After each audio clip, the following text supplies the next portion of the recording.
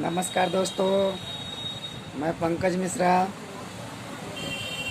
फिर से एक बार भोजपुरी विवाद को लेकर आप लोगों के बीच आया हूँ SKM25 यूट्यूब चैनल से। मित्रों, त्रिशाकुर मधु को लेकर भोजपुरी इंडस्ट्री में बहुत चर्चाएं चल रही है। यहाँ तक कि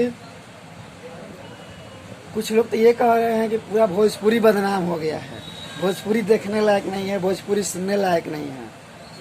भैया, कौन सा इंडस्ट्री है जिसको सुनने लायक है और देखने लायक है? क्या हिंदी है? पहले जैसा प्रेफरेंस दे रहा है हिंदी? नहीं, हिंदी फिल्मों में भी वही छोटे छोटे कपड़े पहनकर फिल्में बनाए जा रहे हैं। भोजपुरी फिल्म भी वही है। अरे भैया, रह गया, किसी का वायरल हो गया, किसी का बच गया, अब रहने भी दो, हो गया। त्रिशाकर मधु कोई पहली हीरोइन थोड़ी नहीं है कि ऐसा वीडियो भोजपुरी में नया आया है या हिंदी में नहीं आया है, सारा इंडस्ट्री में आया है, समझे? अब रहने भी दो।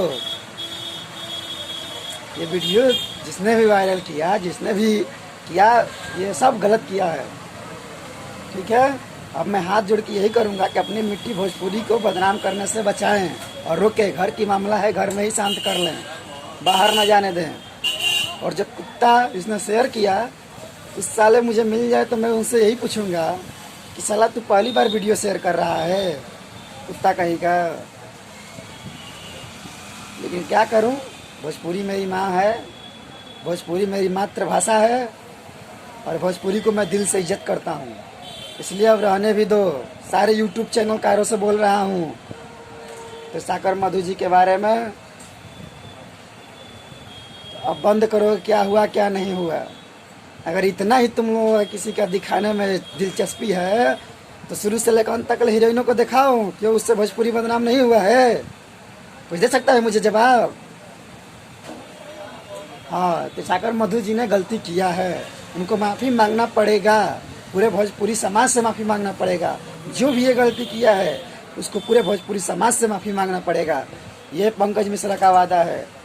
लेकिन अब ये वायरल बंद करो, जो हुआ सो हुआ। और त्रिशाकर मधु जी, आप तुरंत माफ़ी मांगिए। प्रणाम दोस्तों, समय देने के लिए, वीडियो देखने के लिए धन्यवाद।